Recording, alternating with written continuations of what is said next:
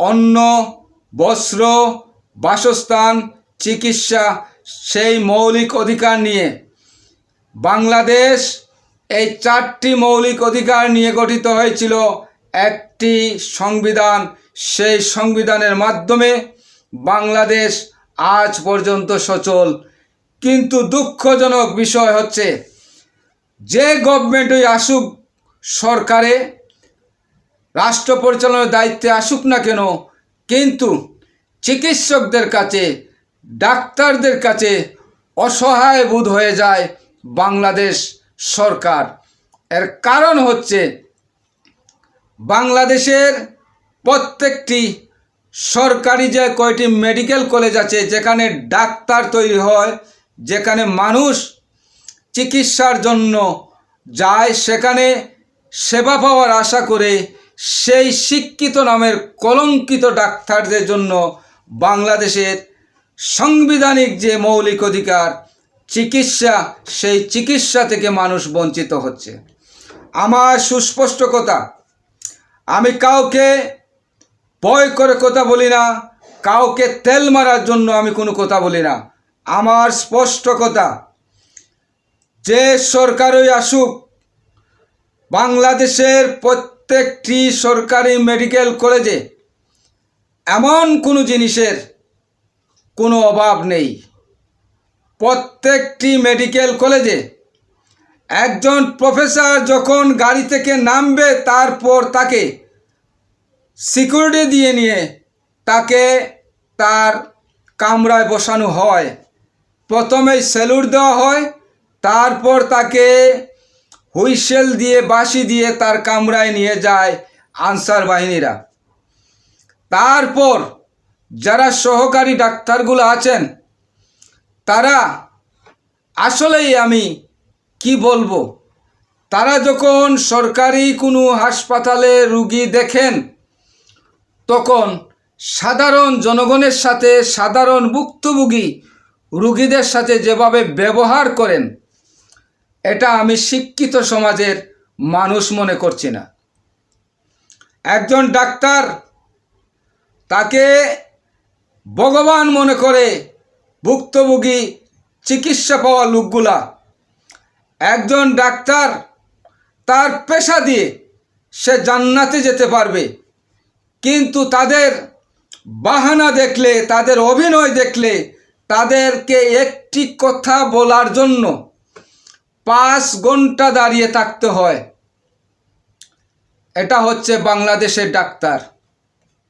ওরাই নাকি দেশের স্বাস্থ্য ব্যবস্থাকে, তারা নাকি সুস্বাস্থ্য দিচ্ছে দেশের জনগণকে। দেশের জনগণ যে কষ্ট পাচ্ছে, আপনি বাংলাদেশের আজকে তাকিয়ে দেখেন, ঢাকা মেডিকেল কলেজ, বঙ্গবন্ধু হাসপাতাল, সোহরাওয়ার্দী মেডিকেল কলেজ, পঙ্গু হাসপাতাল, চক্ষু ইনস্টিটিউট, এই সমস্ত হাসপাতালের দিকে তাকালে আপনি অনুভব করতে পারবেন যে সরকারের সদিচ্ছার কোনো অভাব নেই। কিন্তু অসভ্য, আমি বলবো অসভ্য এই ডাক্তারদের জন্য এই হাসপাতালগুলা আজকে সাধারণ মানুষ চিকিৎসা পাচ্ছে না। তাদের কথা হচ্ছে, আমি একটি কথার উত্তর দিব, প্রত্যেকটি প্রেসক্রিপশন যদি সরকার যদি দেখে, সরকারি হাসপাতালের একটা প্রেসক্রিপশনের মধ্যেও কোনো প্রেসারের মাত্রা লেখা থাকে না। রোগী যাচ্ছে তার কামরায়, দেখছে, কথা বলছে, দায়িত্ব কর্তব্য পালনের জন্য একটা ঔষধ লিখে চট করে 2 মিনিটের মধ্যে কামরা থেকে বিদায় করে দিচ্ছে। এই হচ্ছে বাংলাদেশের ডাক্তার। ওরা নাকি ভদ্র, ওরা নাকি সভ্য, ওরা নাকি শিক্ষিত। আপনারাই বলেন, এই বাংলাদেশের ডাক্তারগুলা, আমি যদি বলি জীবন্ত কষাই কম হবে।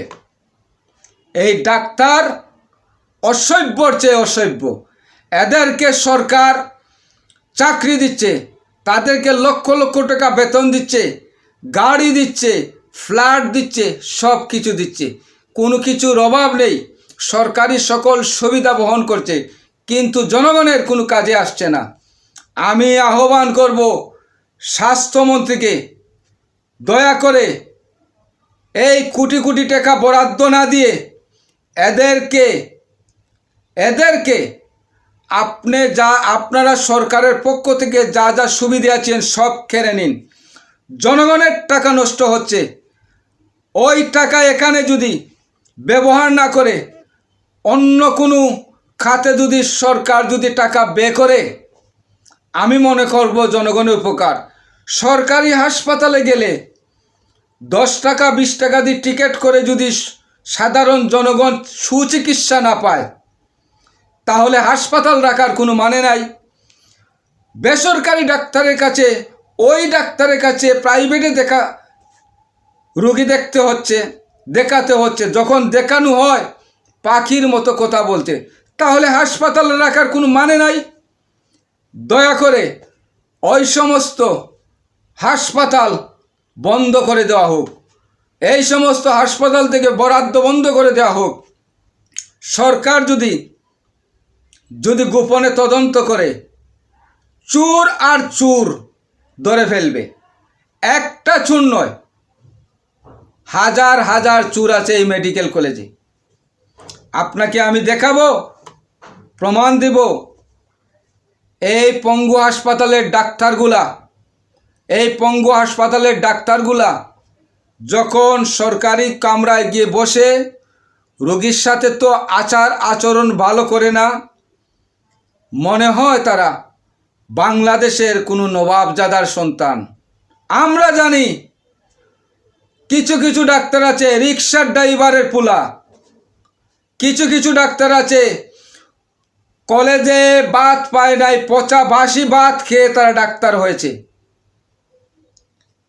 অসহায় মানুষদের জন্য সরকার সব কিছু করছে, কিন্তু ডাক্তারদের অবহেলার কারণে অসহায় মানুষগুলা কষ্ট পাচ্ছে। আমি স্বাস্থ্যমন্ত্রী মহোদয়কে অনুরোধ করব, দয়া করে পঙ্গু হাসপাতালের দিকে নজর দিন। দয়া করে মেহেরবানি করে দেশের মানুষ ভুক্তভোগী, এমনিতেই 17টা বৎসর ডাক্তারদের সিন্ডিকেটের মধ্যে সাধারণ মানুষ ছিল, দয়া করে এগুলা ভেঙে দিন। আর না হয় হাসপাতাল বন্ধ করে দিন।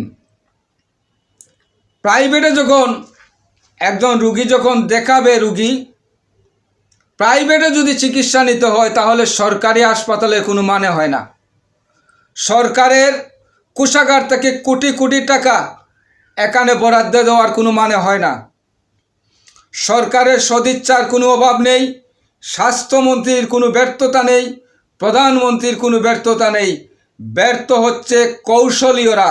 এই ডাক্তারদের জন্য ডাক্তাররা যেভাবে ব্যবহার করছে মানুষের সাথে, মানুষ চোখের পানি মুছে প্রাইভেট হাসপাতালে যাচ্ছে, ওই ডাক্তারের চিকিৎসা নিচ্ছে। ওই ডাক্তারদেরকে আপনারা যদি সুবিধা বঞ্চিত করেন, তাহলে দেখবেন ডাক্তাররা মানুষ হবে, অমানুষ থেকে মানুষ হবে। আর না হয় তাদেরকে ব্যবহারের জন্য প্রশিক্ষণ দেওয়া হোক। সবাইকে ধন্যবাদ। লাল সালাম।